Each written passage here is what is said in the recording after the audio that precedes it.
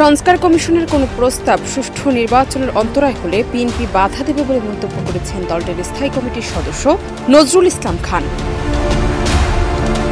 9 ফেব্রুয়ারি জাতীয় সংসদ নির্বাচন ও প্রস্তুতি সম্পর্কে জানতে নির্বাচন কমিশনের সঙ্গে বৈঠক শেষে তিনি এই মন্তব্য করেন।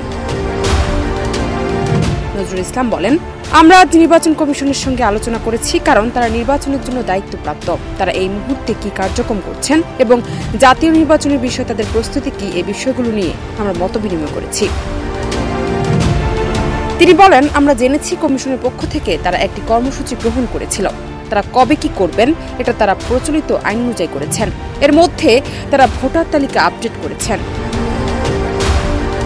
এখন নির্বাচনের বিষয়ে সিদ্ধান্ত নেওয়ার ক্ষমতা নির্বাচন কমিশনের নেই উল্লেখ করে তিনি বলেন, দেশের প্রচলিত আইন ও সংবিধান অনুযায়ী একটা সরকার পদত্যাগ করলে 90 দিনের মধ্যে নির্বাচন করতে হয়, এটা আইন। তবে এই আইন অনুযায়ী এখন দেশ চলছে না।